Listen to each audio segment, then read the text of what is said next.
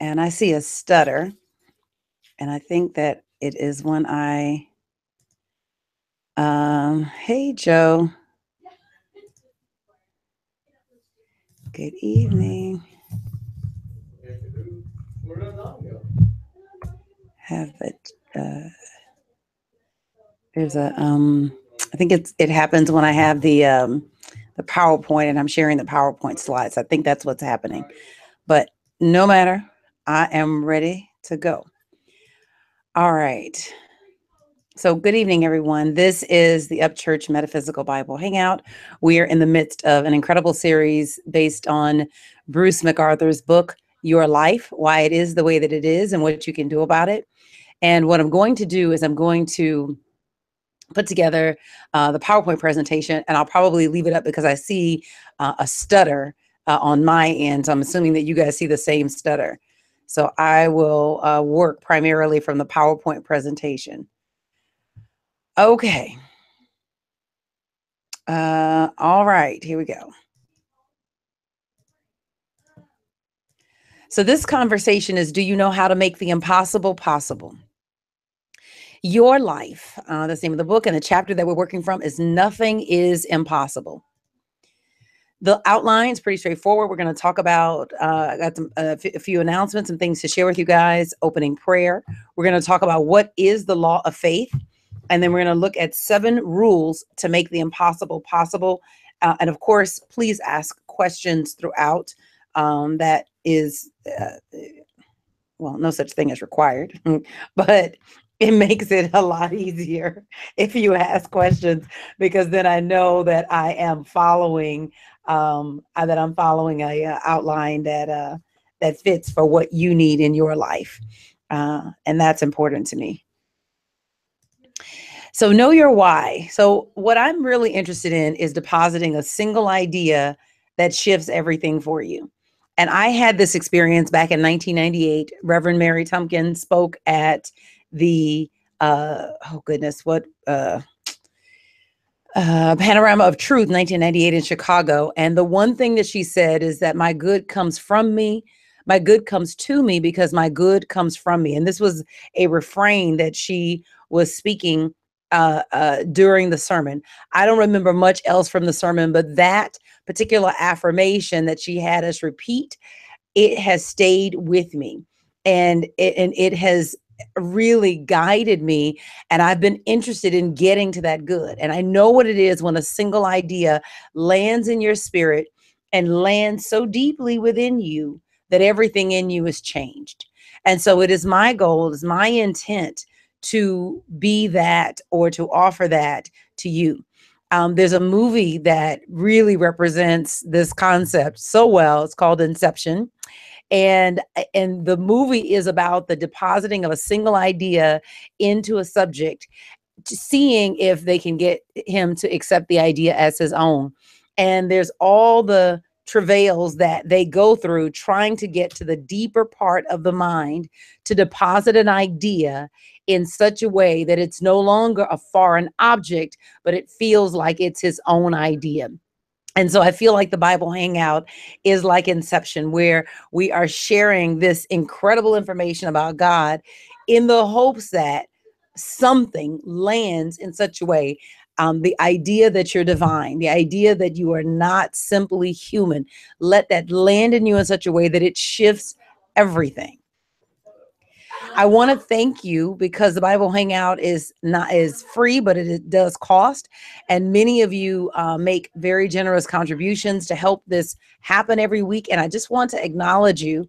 And if anyone feels moved to support this and you want to see this go further, this is how it happens. Reverend Mary said it takes money to do God's business in the world. And so I thank you in advance for any gift of any size. It's greatly appreciated. You can make that donation at revsherri.com. And like I said, I thank you in advance for that support. I do want you to know that I am available for coaching. I call it spiritual mentoring. And I specialize in moving people off of their dime, moving you into action. And so if you have been working in a particular area but not taking action, let me help you. Let me help you become the person whose dreams can come true. and I would be honored to work with you. So give me a call or shoot me a quick email and let's talk and let's just see. You never know, but I'd love to sit down with you and just kind of see what kinds of things are you working on and in what ways I can support you. This series has three components. There's the Bible Hangout, there is the blog, and there is the Universal Law Library. And I feel like I have to offer an explanation with the Universal Law Library because for the last 2 weeks, I have had a billion things happening at one time and just have not gotten the curated pieces into the library. I'm in the midst, and I'll talk about that in a second, in the midst of launching a new business, and it's eating up all that, whatever little extra time there was, which wasn't a whole lot, is like Pac-Man. It's gobbled all of that. And so I thank you for your patience. In fact, I had someone hit me up on the email and say, dude, what's going on? I'm like, I got a lot on my plate. So just wanted to let you know that that's what's happening. And as I organize this new work schedule that is very, very intense, I will absolutely return to depositing things in the Universal Law Library. In the meantime, there's a ton of good stuff there, but the new stuff is just like backed up, sitting, waiting for some wonderful admin, which in the past had been me, some wonderful admin to step in and make it happen. The scripture for this series is, do not think that I have come to abolish the law. I have come not to abolish, but to fulfill. And the scripture is Matthew 5:17. So let's just take a moment to just relax and just be in this space of infinite possibility. All that God has is ours. All that God would ever desire to do through anyone, he wants to do through us. And we just open our hearts, our minds, our bodies, our souls for the Father to speak in, through, and as us. We are abundant people. We're on the abundant path. And so we're walking in it, we're walking on it, and we're walking it out. And I'm giving thanks and praise that God knows exactly what each one of us needs and that he is guiding this lesson, making sure that I say the right things or that you ask the right questions or that you say the right comment that brings out the information that each one of us needs for our soul's growth. I know that this is how it works, that we each come together to feed one another. And no matter who sits in the role of teacher, each one of us teaches each other. And so I just acknowledge the teacher in you. I acknowledge the teacher in me, and I give thanks and praise for the beauty of what's about to happen in this next hour together. In the name and the nature of the one that is called the Christ, I affirm that it is so, and so it is, and amen. So I want to talk about what is the law of faith, because that's really what it makes the impossible possible, right? And that is based on Matthew 21:22. And that reads, whatever you ask in prayer, you will receive if you have faith. Whatever you ask in prayer, you will receive if you have faith. And what the law of faith is about, and I think this is important for every spiritual entrepreneur, it is that you need to know what guides making the impossible possible, and to realize that honestly is impossible. Absolutely nothing. Whatever you ask in prayer, you will receive if you have faith. So there is a way that you first you must pray. But there is a way that you must pray. And that way of prayer is the prayer of faith. And so Bruce McArthur talks about it as the law of faith. Now, the question I have for you tonight is, do you know how to make the impossible possible? And I want to give you a couple of overarching, we're going to do kind of a 30,000-foot view, and then we're going to drill down on 7 rules that I discerned from the chapter plus other research that I have done on what makes the impossible possible. So the first thing is that you cannot have what you cannot see for yourself. You cannot have what you cannot see for yourself. Your ability to see it is also your ability to bring it forward into your experience. So if you can never see it, it can never find expression in you, because what you see in your life, you act on in your life. And so if you cannot see wealth as a reality in your experience, then it cannot be for you. Doesn't mean, it's not the truth in an ultimate sense, but it becomes your truth in a physical sense, because your mind is the gatekeeper to what actually flows out into your experience. And so whatever you truly want must become real in your mind, as if you are already or actually experiencing it. And this is important because, see, as spiritual entrepreneurs, sometimes we have businesses. So let me say this, and I'm going to speak. I'm probably going to change my camera because I do not have, it's got a stutter. And because I want this to be a fun evening. Okay, I got to unplug it too. All right. Okay. Oh, now I got to adjust so I can hide the cabinets. Okay. So here's the thing. As an entrepreneur, you have to, from a spiritual sense, you have to be able to see what is possible. Because if you cannot see it, if you have something right now that feels like a novelty item, and it cannot enter your mind that it can be something that will have global appeal, then it cannot be true for you. It doesn't mean that it cannot be true. It simply means that it cannot be true for you. So, for example, with Sarah Blakely, I talk about her story often because I love her story. She created footless pantyhose. Now, today, when Spanx is $1 billion brand, as well, of course, footless pantyhose. But that wasn't the case when she was first building the business. The idea of footless pantyhose was like, who in the world wants footless pantyhose? And to believe that it wouldn't just be a specialty item that was sold in like boutique stores, but that it could be carried by major retailers, that she could launch on QVC, is massive. That is absolutely massive. But you've got to believe that it can be so. And you've got to be able to see it for yourself. Not that you know all the steps to get there, because she will tell you in an instant, and you can see this in interviews with her, that she had no idea how it was going to come about. But she did all that she knew to do with what she had in front of her. And so as a spiritual entrepreneur, with understanding how to make the impossible possible, it's that you must begin to see it in your mind even before it expresses in the body. But you've got to entertain the idea. So like I said, you may have a business that could do billions of dollars. In fact, any business you have can be turned into something that can do billions of dollars. But you've got to become the person who can allow that to be. And the way you start being that person is to begin to believe that it can happen. So this is about a mental mindset. This is about where your mind goes, and can you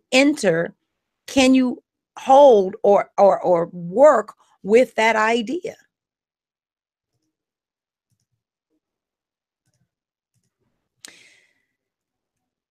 The strength of your vision. So what you have to develop is an inner vision that brings into play all of your senses: your sight, your sound, smell, touch, and taste.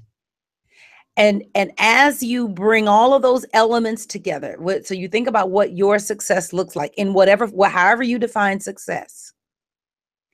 And then you begin to look at, okay, what does that taste like?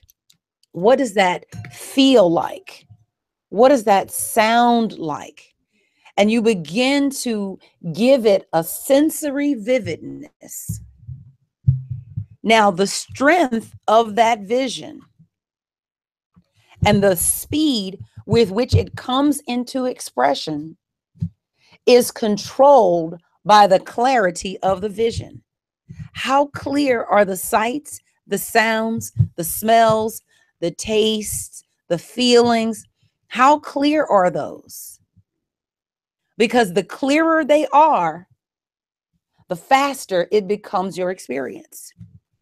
And so you realize that you can literally hasten your good by getting clear on what your good is and what it feels like and what it tastes like and what it sounds like. So I want to go into the rules for making the impossible possible. All of this is from the chapter, but a good portion of this is making use of some additional research that I have been doing. So the first thing is that you've got to make prayer your friend. And prayer is a pathway. Prayer is a pathway. You know, many of you have been in this teaching long enough. You know that prayer doesn't change God. But what I want you to begin to think of prayer as a portal. And it's a portal by which what you want comes into expression. Now, Bruce has this sentence. Quote. I'm just going to read it directly because I think that it's powerful. And it says that prayer is not a technique, nor is it just a way of making requests of God, right? That you know, because that's what many people think, that it's just about making requests of God. But it's actually a concerted effort to get into alignment. It's where you are trying to put the physical you in alignment with the spiritual you. You're trying to become a vibrationally harmonious unit with God. And now we have a way to do this. And I've taught this lesson before. Some of you have this. We did a series on it at Up Church. And then I also taught it in the Bible Hangout, where you need to be able to pray ocean deep. Be able to pray ocean deep. And that praying ocean deep has 7 components, 7 conditions, right? They're not steps, they're conditions. The first condition is that you got to recognize God as your father, mother. So you got to take off that label called human, and you got to know yourself as the temple of the living God. You got to see yourself as divine. If God is your father, mother, that means that you are not simply human, but that you are also a spiritual being. You've got to acknowledge oneness with God. So you got to put aside this attitude that spirit is separate and apart. You've got to know yourself as an emanation of the one power and the one presence. You got to go to the secret place. You got to access that secret place within you. You got to travel beyond your fears, your anxieties, your doubts, your worries, anything that links you to the outer world. This is a movement in mind. Then you got to close the door.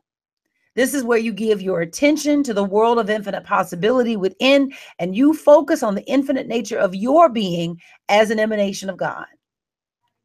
Then you got to believe before you receive. You've got to make the desired outcome so real in your mind that when you finish prayer, it's as if you have lived the experience. We're talking about praying ocean deep. And then you've got to forgive everything and everybody. And so you got to make a daily practice of forgiving everyone and everything. I skipped a step. You got to seek the kingdom above all things. You have to concentrate on establishing the consciousness to have, and the thing you want shall be added. See, what you want to do has never been done. So if you want to do what's never been done, then you need to align with perfect possibility. And the way to do that is through what I call ocean deep prayer. Rule number 2, you got to rev up your faith.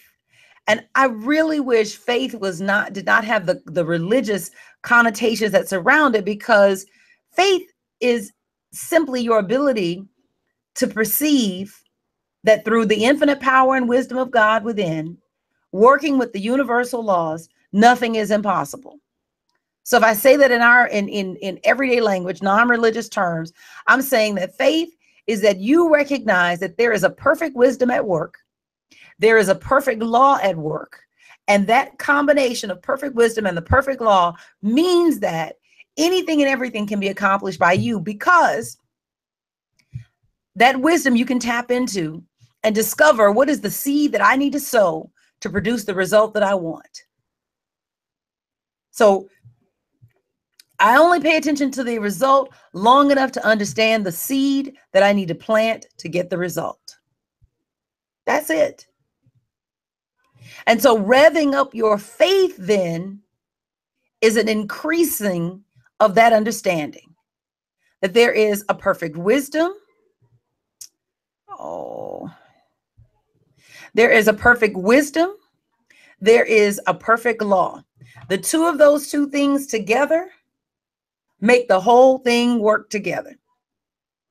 And it means that whatever result I see, if I see some, pick someone that you like the way that they're doing life, an Oprah Winfrey, or I saw a story recently, a young lady who founded a company called Samasource, and it is this company is a nonprofit, and it is responsible for lifting thousands of people out of poverty. And she does contracts with companies like Microsoft and other companies like that, that basically give a living wage to people in countries where they don't have a living wage. And you've got, 99% of the population living in poverty. And so she's been written up by all kinds of people. You find someone who's living and giving at the level that you want to live and give, and you realize that there is a seed. There's a seed that makes that kind of living and giving possible. So I don't have to be envious of the work that this young lady is doing or that anybody is doing. What I have to do is say, okay, God, what is the seed? And perfect wisdom will reveal to you what is the seed that needs to be sown in order to have the level of living and giving that I'm admiring in this other person. And so the more that you get that, that's what revving up that faith is. And so you can have 2% faith, which is, maybe things will work out, maybe things will not work out. Or you can have 100% faith, which is that God never fails. Perfect wisdom means perfect. Perfect law means perfect. Like it doesn't fail. It always works. I can trust it to work. Right. And so I've got 100% faith, and I might fail at the planting process, but I'll keep failing at the planting process until I get successful, until I understand what it is that I'm supposed to be doing. And so I'll keep working at this until I have clarity around the seed that I'm intending to sow. I will keep working at this. This is what you have to say to yourself, spiritual entrepreneurs. I will keep working at this until I'm clear on the seed that I need to sow. And I'm undaunted by failure. I only fail if I give up. But as long as I keep putting one foot in front of the other, I will stumble into the right way to do this. Because life will get tired of telling me no. If nothing else, life will get tired of telling me no. I will persist, period. That's it. That's it. It's actually not up, failure is not even up for discussion. It's just, okay, what did I learn from this experience? What did I learn from this experience? One of the things that I'm learning now in this new venture is that it matters who coaches you. In the previous venture, I had someone coaching me who didn't know how to coach. I didn't know she didn't know how to coach, but I'm finding out now that I actually have somebody who knows what the heck they're doing.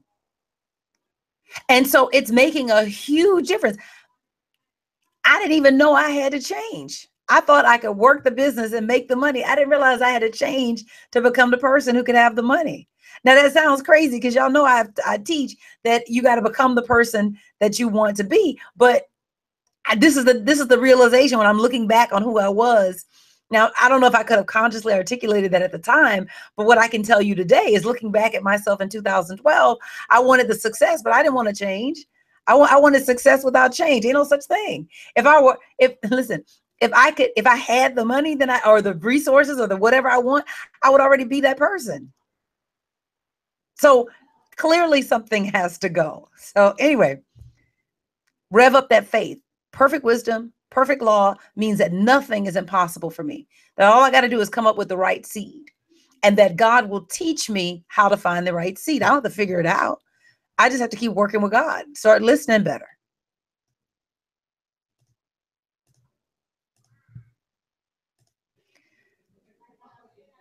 If you can hold your inner eye steady on the desired outcome, the means by which it shall come about will present itself. See, you don't know the means, right?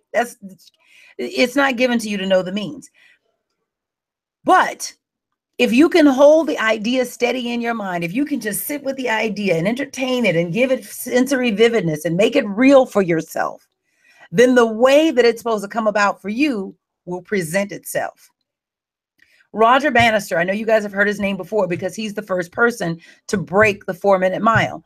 Well, he broke the 4-minute mile by seeing himself crossing the finish line and the clock reading 00:03:59. Now, it was believed at the time that you could actually damage yourself physically by running that fast. But he sat with the idea and entertained the idea in his mind.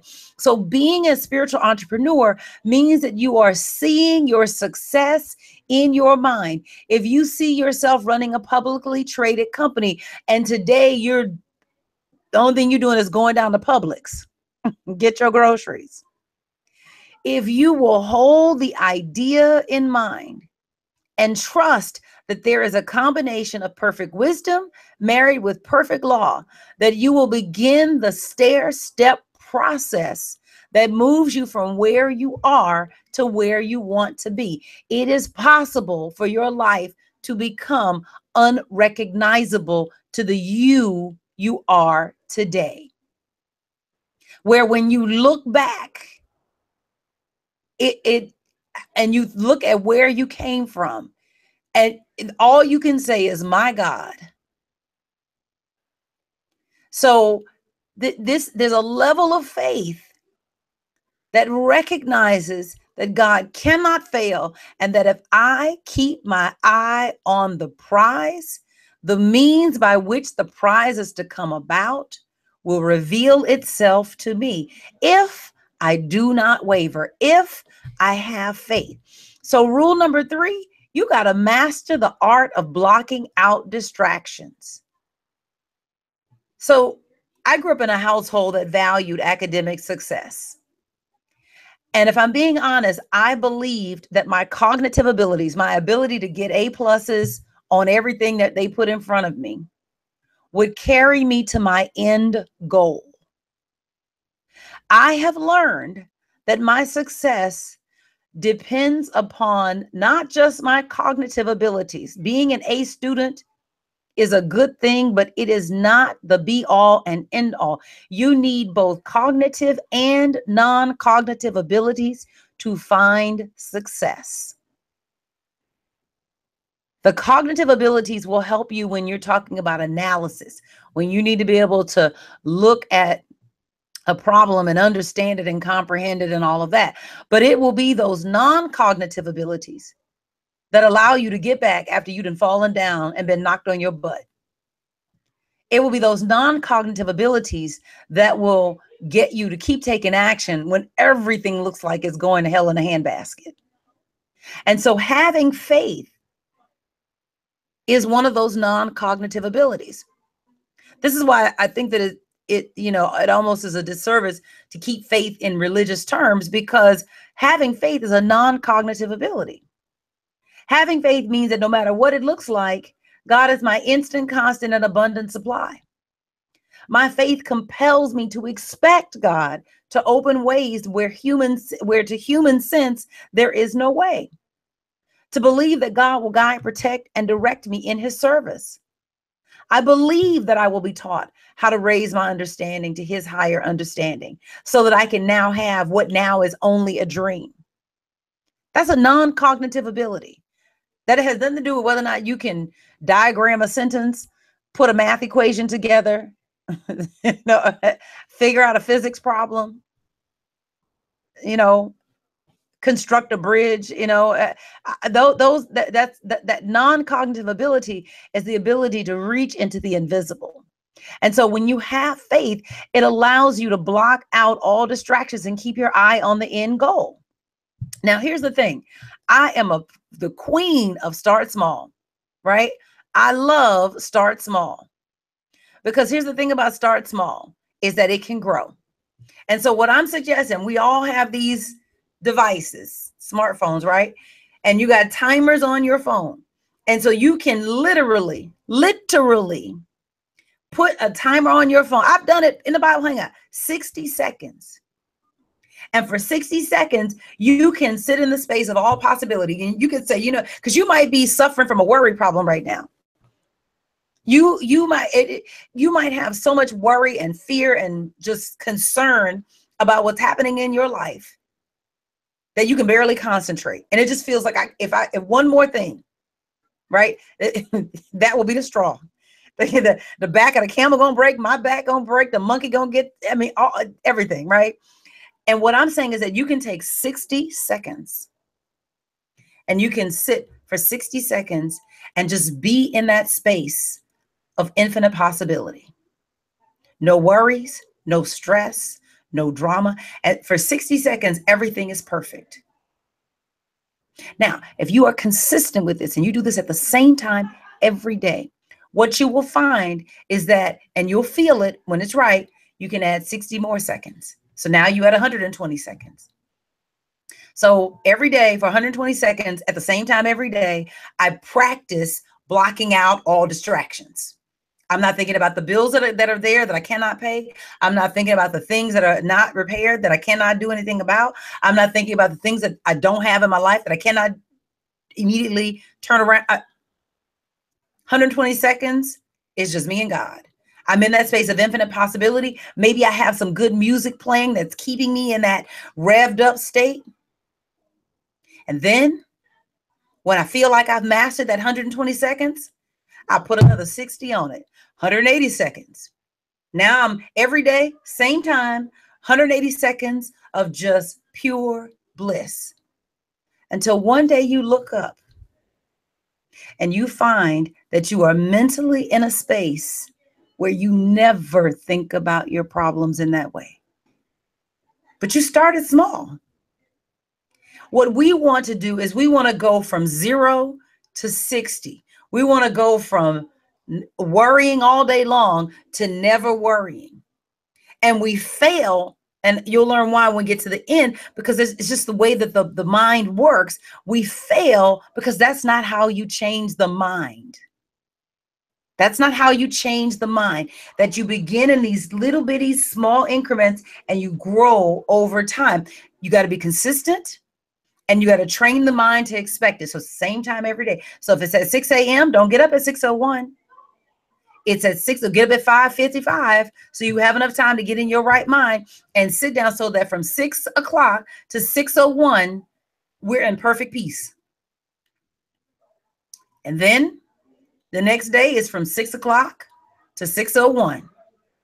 And I'm doing 60 seconds until my insides tell me it's time to add 60 more seconds. Really, really simple. And you master the art of blocking out distractions. And if you do it, this is a provable spiritual science. You don't have to guess it. Phyllis says, within me dwells the infinite and unfathomable mind of the universe. Within me is infinite wisdom, knowledge, inspiration, creative power, and driving force. Yes, yes, yes.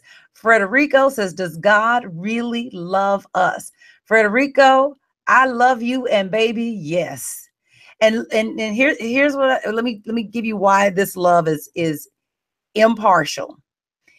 It is that you can look at how God takes care of all of creation. Everything on the planet is cared for in lavish abundance.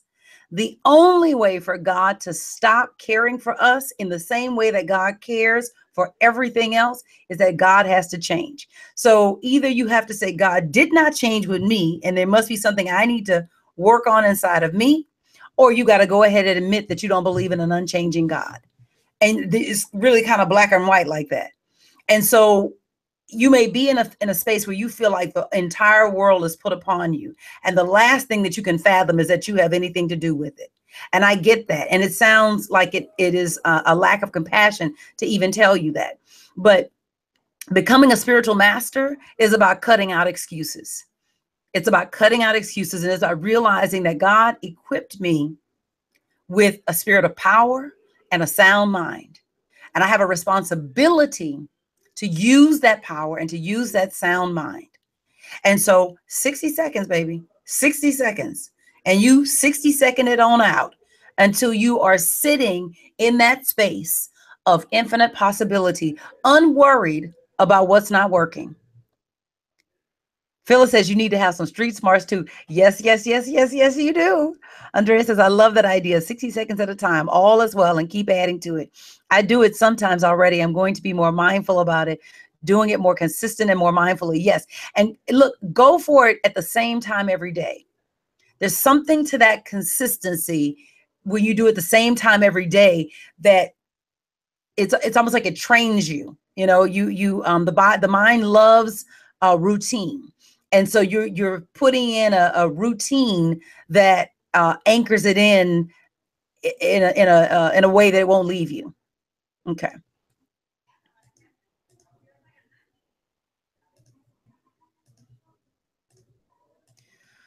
Okay. All right. So number 4, cultivate a sense of expectancy.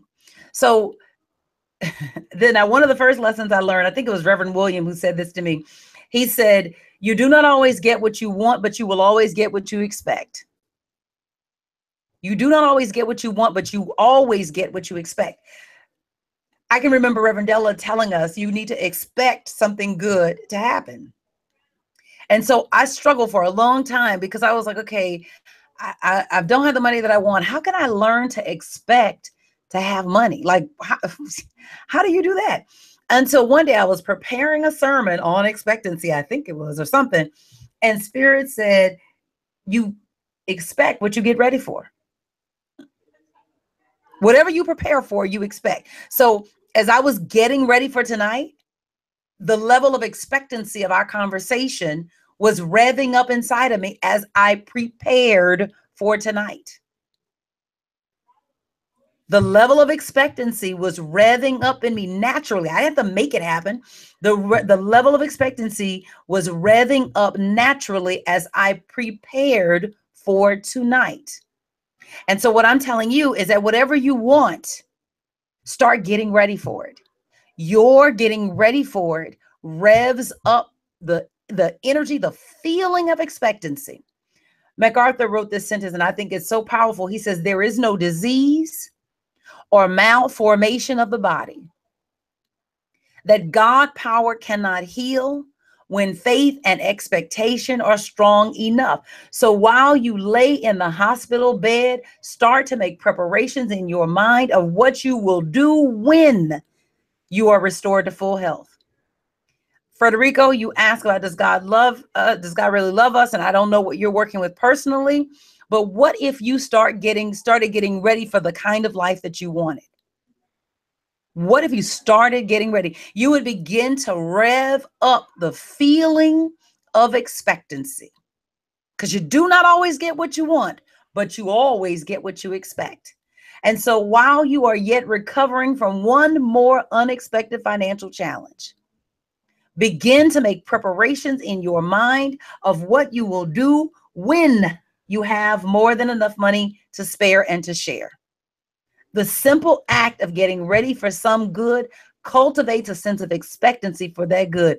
The more you do to get ready, the greater your sense of expectancy. Now that you know this, what will you prepare for? What will you prepare for? Because see, that's the question. If you think about, like, okay, so One of my church members, Tommy, hey Tommy, uh, prepares Thanksgiving dinner, and like, I don't know, 100+ people flow through there on a Thanksgiving Thursday. And I kind of sort of stopped going home for Thanksgiving because I always want to go to Tommy's for, for Thanksgiving. So they're getting ready now for Thanksgiving. What's today? The 9th? They're getting ready now. So they're doing stuff to the house. They've got the carpet cleaning. They're purging some things, whatever. There's a whole lot of stuff that's going in. And so she was like, well, you could come the week before and set up the tables. I mean, like, there's some getting ready that's happening, some real getting ready that's happening. So that by the time we get to, I don't even know what day Thanksgiving is. It's 24th, 25th, somewhere in there. So that by the time that we get to Thanksgiving Day, they've been getting ready since the top of the month for the 100+ people that's going to flow through that house. So, but there's this level of expectancy, and it comes naturally as you get ready for your wealth. You begin to expect it. It's like, you know what, I'm taking all these classes, I'm learning all this stuff, and I'm talking to these wealthy people, and I'm putting myself in this circle, and I'm reading these kinds of books, and I'm studying these kinds of tapes, and I'm watching these kinds of videos, and I'm doing this kind of figuring out and sitting and imagining myself having what I want. You're getting ready, and your level of expectancy is increasing. So go big in the preparation process. Go really big in the preparation process.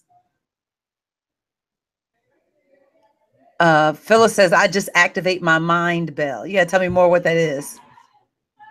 Cool. Okay, let's get into this. I don't know what y'all are seeing because this thing is different when I use the this camera. So I want you, rule number 5, to reach for an inner conviction. And McArthur gives this pathway to demonstration from the impossible to possible. And he says you start with hope, and then hope turns into confidence, and then confidence turns into trust, and then faith turns into knowing.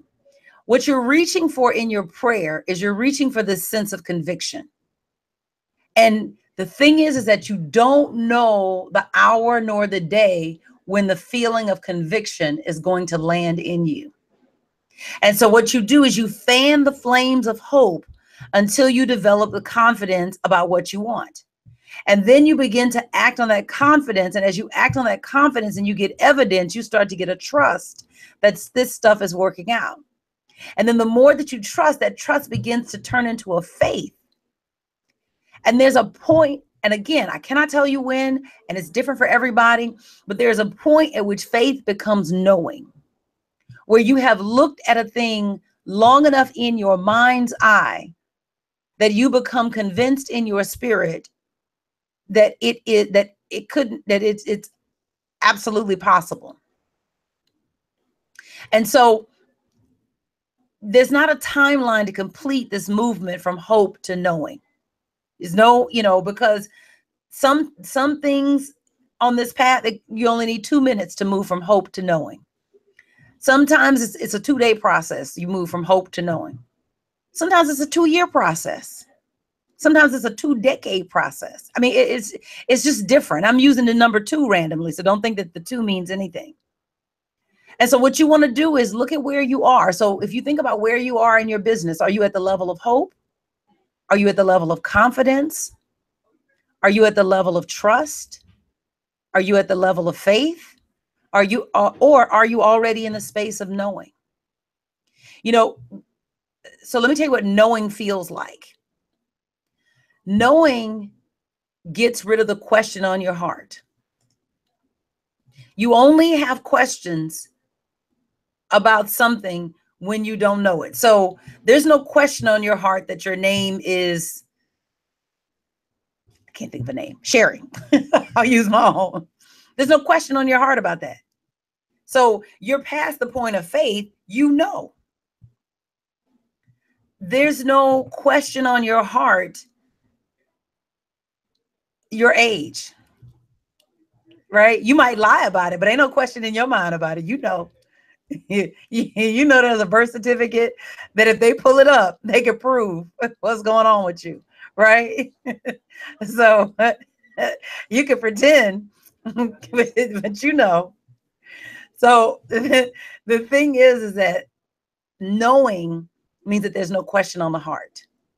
That, and so you can. There's a level of prayer. No, that's not how I want to say it.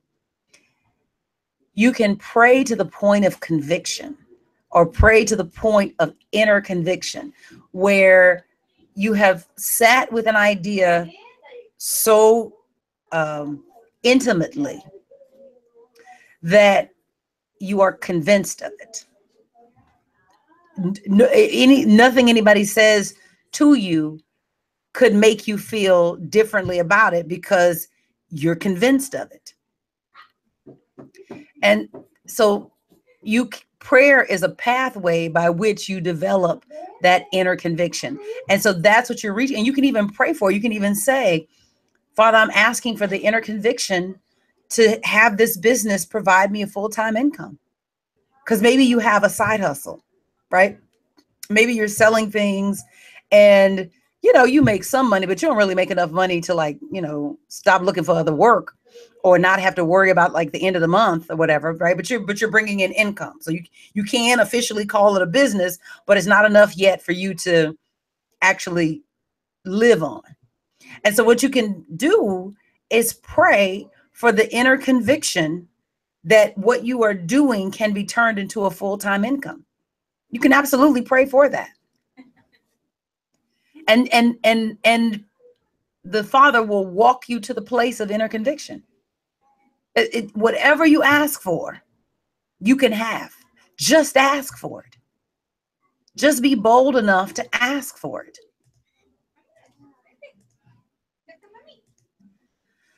So this is the part that I think, and you could almost run past it. He put a sentence in there. He said, nothing is impossible. This depends upon the faith and the expectancy of the body. And then he went on to something else. And I said, oh, no, we need to sit with that sentence.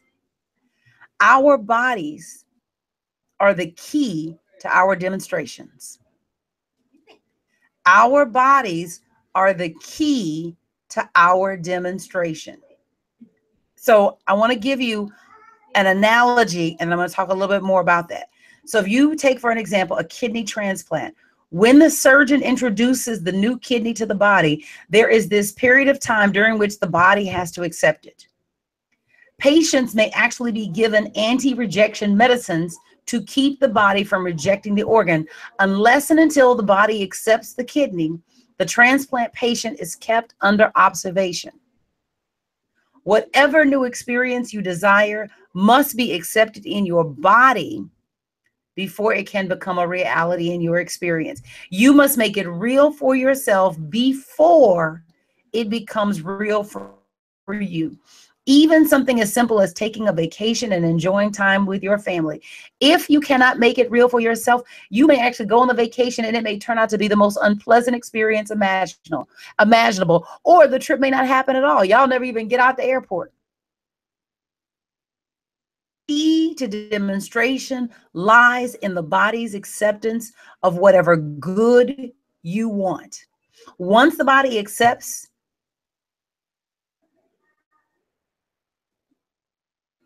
whatever it is that you desire can be so, it's only a matter of time before it becomes a part of your living expression.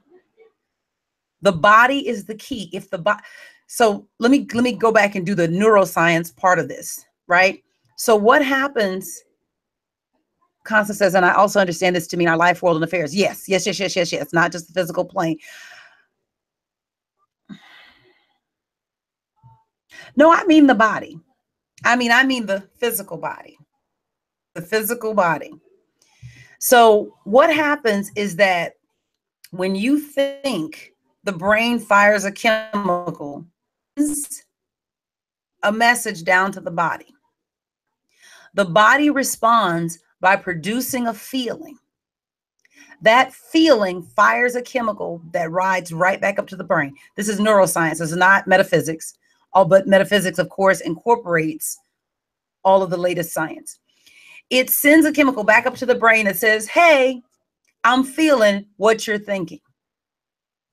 This happens, Ray says, body or mind? No, Ray, I'm talking about the body. I'm talking about the body. So the body is the key to your demonstration. So the brain, when you think a thought, when you think a thought in your mind, your brain fires a chemical that sends a chemical down into the body.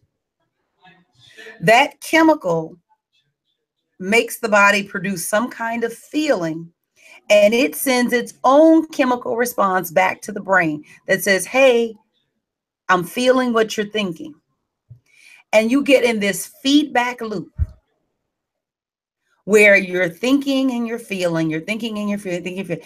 And then there you reach a point at which point the body memorizes the chemical signature of the thought feeling pattern. And the brain no longer needs to fire off the thought to produce the feeling because the body has accepted it. Now, let me tell you what this looks like. Somebody practices flying off the handle, or maybe they've seen it demonstrated in their lives where their family members fly off the handle. And so they've watched this thing happen. They've watched this thing happen. And so they have learned that this is how life works. And so when you get mad, you just fly off the handle. And so they practice doing this. Now, one day they're sitting at a red light and the person in front of them hesitates, and they get out of the car and they have a gun and they go up and they blast the person in front of them. And we say, this was a senseless crime. This made no sense.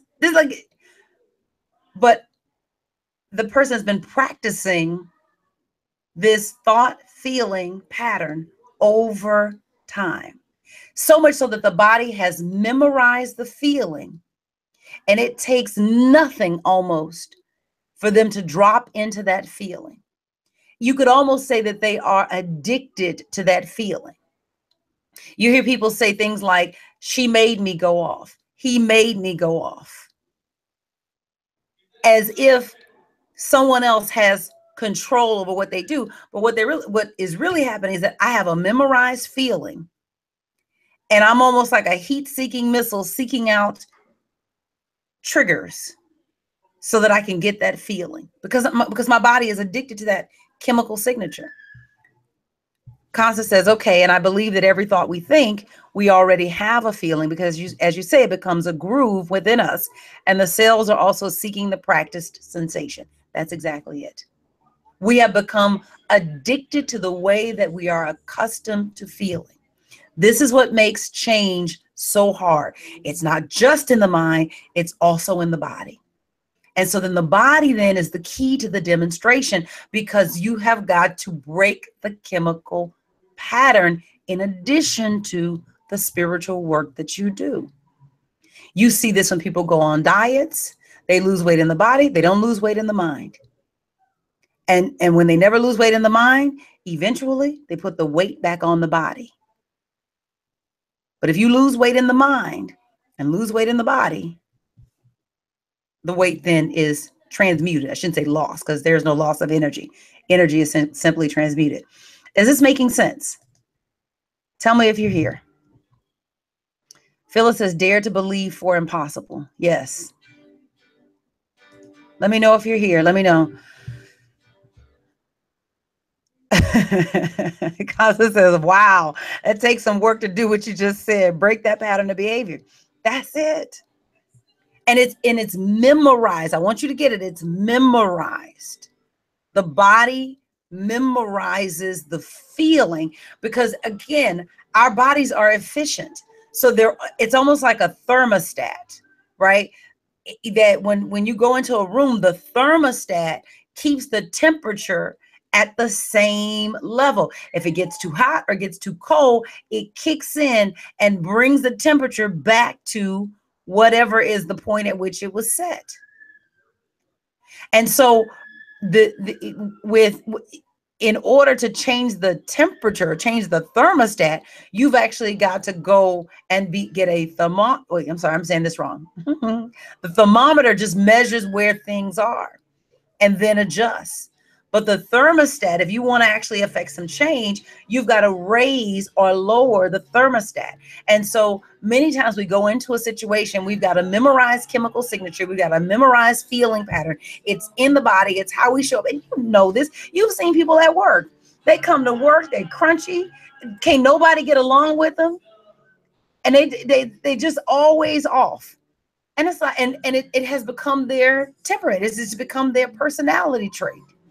But it wasn't always their personality trait. You could see it in babies. Ain't no crunchy babies unless they're not eating.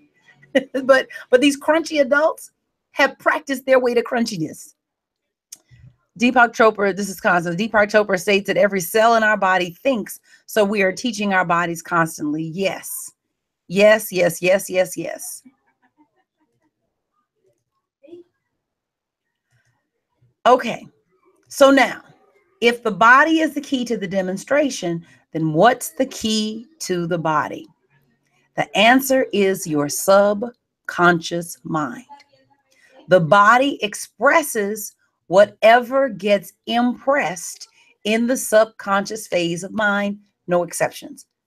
So if it shows up in your experience, you can know with clarity that it has been impressed in your subconscious phase of mind. And I'm making that distinction because the subconscious phase of mind learns by two methods alone.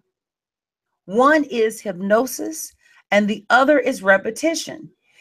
It learns differently than the conscious phase of mind. The conscious phase of mind can be educated by reading a book, taking a class, watching a video. The subconscious mind only learns through impression. And the only way you make that impression is you either hypnotize yourself or you repeat it over and over and over and over and over again until you reach that point, or what they would call the line of automation or the line of automaticity, where it is no longer something that you have to think about doing. And the subconscious mind memorizes what you do over and over and over again until we no longer think about those actions. So even if you don't ride a bike anymore, let's say you haven't gotten on a bike in 15 years. I know I haven't gotten on a bike in, goodness, when was the last time I got on a bike? I don't even know. Maybe it was 10 years ago. It's been a while that I've been on a bike. But if you put me on a bike, I remember how to ride because it's memorized. It's in the body. And so what you want to do is practice over and over and over again the actions that support where you want to go. So the key to producing a new chemical signature that lands in the body is to choose an action that you do over and over and over and over and over again until it becomes automatic. Because once the subconscious phase of mind memorizes or accepts some good, it expresses in the body. And that's the good news. Here's the best part. The subconscious mind cannot tell the difference between an actual action and an imagined action. The subconscious mind cannot tell the difference between an actual action and an imagined action. There have been clinical studies over and over and over again to show that the subconscious phase of mind does not know the difference between what is real and what is imagined. And so, Frederico, I'm coming back to you because you put the question out there, that you can begin to imagine the life that you want. Start with 60 seconds. 60 seconds every day at the same time every day. It's like a mental rehearsal. Now, you're not just imagining it without feeling. I'm talking about making it real for yourself. So if you imagine a life of lavish abundance, however you describe that lavish abundance, and you give it sensory vividness where you begin to feel it. You know, if you imagine being in a relationship and you feel what it feels like to have your partner's hand on your arm. You feel what it feels like to have your partner whisper in your ear. You feel what it feels like to have the hand on the nape of your neck, or whatever is the thing that is your thing. You make it real for yourself. Your conscious mind knows the difference. It knows you're imagining, and it might charge you up about that, but your subconscious mind does not know. And so if you practice it over and over and over and over again, it will establish a new chemical signature in the body, so much so that the body accepts it. And once the body accepts it, it's done. It's absolutely done. And so this is the work that you can do. This is the work that you can do. This is about intentional living. Intentional living. It is that I'm sitting in the space of perfect possibility, and I have the audacity to define what that possibility looks like and feels like for me. I'm not looking to ask for permission. I'm serving notice. And you can come along for the ride, agree with me or not, because once it's accepted in my body, it's mine. It's mine. It's mine. It's mine. And no one can keep it from you. No one can keep it from you. And so this is not a race thing. This is not a gender thing. This is not a sexual orientation thing. This ain't a political orientation thing. If I accept it, nothing could keep it from me. And now I know how to get my mind to accept it. And this is why you need the ability to block out distractions, right? Because the thing is that the distractions come and it's like, oh my God, I didn't get up at 6 o'clock this time. No. Every day I'm up at 6 o'clock. And I don't hit snooze because I'm committed. Those 60 seconds are sacred. And I'm growing those 60 seconds to the point that they just become the character of who I am. But today they're 60 seconds. And so I'm working my 60-second strategy until it becomes the character of who I am. And I hold on to it and I make it, and it becomes so. I'm not making something happen. This is how you allow. You allow by creating it first in your mind. And you get out of the way because you're not trying to make something happen. I don't need to make the wealth happen. I'm already wealthy. Deuteronomy 8:18 says it's God that gives you power to get wealth. And so I just sit in the space of wealth, and whatever is the action that I need to take, because there may be something for me to do, whatever is the action for me to take, Spirit will tell me. The process of imagining will introduce to me the right actions that I need to take in order to make it so.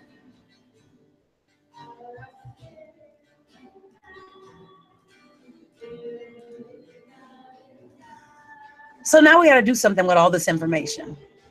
And you got a question that you got to answer, which is, are you willing to do the work to educate the subconscious mind?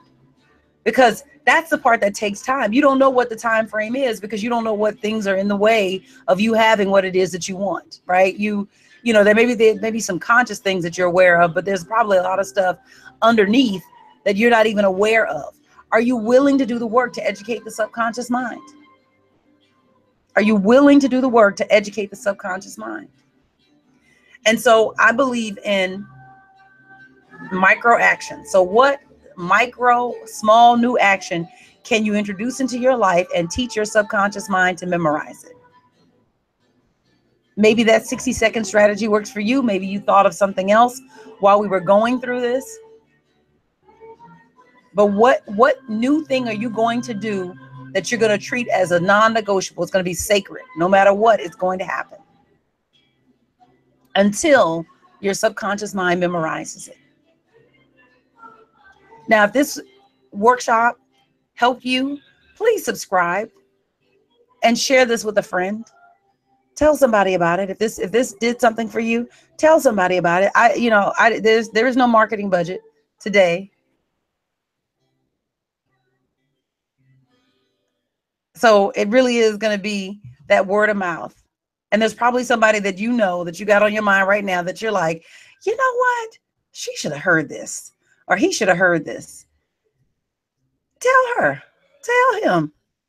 That's, I don't know another way to get this out of there.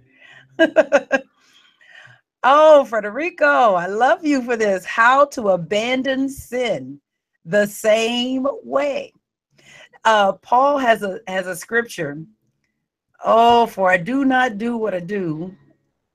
Y'all, somebody give me that scripture. For I do not do the good I want. This is at Romans 7:15 through 20. Romans 7:15 through 20. He says, I do not understand my own actions, for I do not do what I want, but I do the very thing I hate. Now, if I do what I do not want, I agree that the law is good. But in fact, it is no longer I that do it, but sin that dwells within me. For I know that nothing good dwells within me that is in my flesh. I can will what is right, but I cannot do it. For I do not do the good I want, but the evil I do not want is what I do. Now, if I do not do what I want, it is no longer I that do it, but sin that dwells within me. So this is that memorized action, right? The body has memorized a chemical signature. The subconscious mind has memorized a thought feeling pattern. And it's so anchored in us that it feels like, how do I let this go? But you can let it go. And so again, you pick a small micro action and you commit to doing it no matter what. Now, there's a video, and I'll post the link to it, that this young man does. It's called Improvement Pill. And he talks about how to properly establish a habit. And well, there's a couple things he talks about, but he talks about keystone habits. And there are keystone habits that if you pick those habits up, it isn't just a good habit that's established, but it ends up shifting a whole lot of other things. And so one keystone habit is reading something positive every day. So one of the things that I do, and just the way that my schedule is, it's very packed right now. So I really don't get to read more than 10 minutes a day, but every day, and I have an app. I know I talk about my app. I think it's just a dope app. I think it's awesome. It's called 7 Weeks. I don't know if you can see it. So I gotta pull the screen up so I can see what that looks like. So 7 weeks. Oh, so this is the app here. Oh, you can't read it. Hold on. Let me see if I can make the screen a little bit. Oh, now it's too dark. Okay. Can you read that? Okay. So I have meditation. I do my mental rehearsal, which is what I talked to you guys about today. I do my prosperity conditioning. I do that every day. I do my gratitudes. I believe in expressed gratitude. I do my mirror conditioning. I have my daily reading. You see, I missed one day. I couldn't do anything about that. And don't want to put that on there. Okay. Anyway, so, in there, some personal things in there. Anyway, the point is that I have my app. And so I do that reading every day and then check off on it that I get it done. So I'm holding my own self accountable to it. But what happens is that it begins to make an impression in you. It's a keystone habit. Constance said, I saw it. Alita said, what's the name? Oh, the name of the app is 7 Weeks. The number 7 Weeks, WEEKS. That's funny. Oops. Phyllis says, I have anchors around the house and body awareness to help me. Yes. Okay. Anyway, so my point being is that another keystone habit is exercise, because it has all of these other things that like follow when you go ahead and pick up the keystone habit of exercise. Meditation is one of those keystone habits. And so and then you can find keystone habits in your business. So there are things that you can do that establish things that you can do, and things that move the needle forward as far as your business. So yeah, anyway, that's it. So, Andrea says the hour power, 20 minutes of prayer meditation, 20 minutes of spiritual reading, 20 minutes of exercise. Dr. Derek Wells. That's it. That's it. That's it. And so those are keystone habits that begin to shift things in your life. And if you stick with them, they will change you at the core of your being. They will shift who you are. So I'll make sure that I post that video, the link to the video that I had mentioned in the show notes when we wrap up. Any other questions? Thank you guys so much for tonight. Next week we are on chapter 20. See if I remember what chapter 20 is.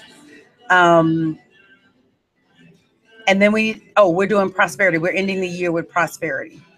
Ending the year with prosperity. Yes. Andrea says every morning upon waking. Yes, yes, yes, yes, yes. That's it. That's it. It's the consistency. There's something that happens in the consistency. Chapter 20 is, hold on.